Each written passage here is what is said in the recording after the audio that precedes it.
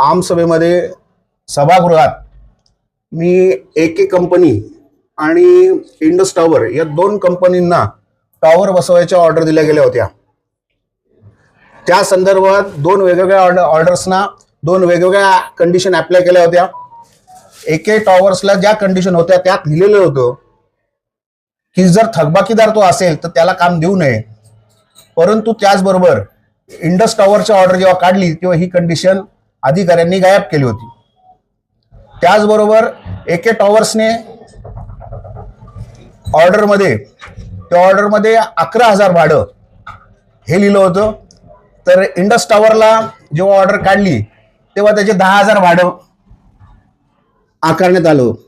त्याचबरोबर दोघांकडनं सिक्युरिटी डिपॉझिटमध्ये पण घेताना तफावत आहे आणि माझं ठाम असं म्हणणं आहे की इंडस टॉवरला हा आदेश देताना अधिकारी आणि इंडस टॉवर या दोघांनी मिळून घोळ केलेला आहे आणि संपूर्ण मोनोपॉली या टॉवर क्षेत्रात कल्याणमध्ये होण्यासाठी भारती एअरटेल सारखी कंपनी जी इंडस कंपनीची बरोबर भागीदारी आहे ती जेव्हा असं बघते की दुसरी कंपनीला काम दिलेलं आहे म्युनिसिपल कॉर्पोरेशनला, तेव्हा स्वतः इंडस कंपनीला पुढे पाठवते आणि तिथला जे टॉवर ऑपरेटरचं नेटवर्क असतं ते त्या कंपनीला मिळून देत नाही। एके सारख्या छोट्या कंपनींना ते आपलं नेटवर्क प्रोव्हाइड करत नाही आणि इंडस कंपनी तिकडे जाते, अधिकाऱ्यांशी साठवलोट करते आणि नवीन धनादेश किंवा नवीन आदेश हा मिळवते आणि सगळं पद्धतीने चुकीच्या पद्धतीने अधिकारी सुद्धा त्या प्रलोभना खातर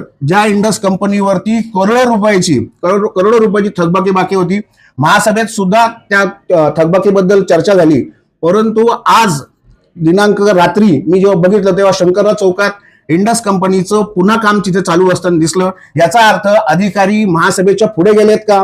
महासभेने त्यांना सांगितलंय की याचं काम हे त्वरित थांबवणं गरजेचं आहे, तर ते न थांबवता त्यांनी काम चालू ठेवलेलं आहे।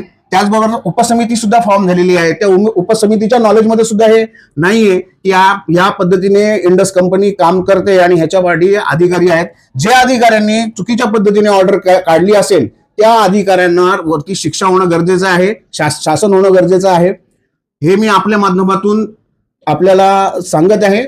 मी आपल्या समोर दोन ऑर्डर सुद्धा आता देणार आहेत, त्या दोन ऑर्डरला तुम्हाला मार्क करून देतो की कशा पद्धतीने दोन ऑर्डर या काढल्या गेलेल्या आहेत। मी पत्रव्यवहार आयुक्तांना पण 15 दिवसापूर्वी मी आयुक्तांना पण पत्रव्यवहार केला होता।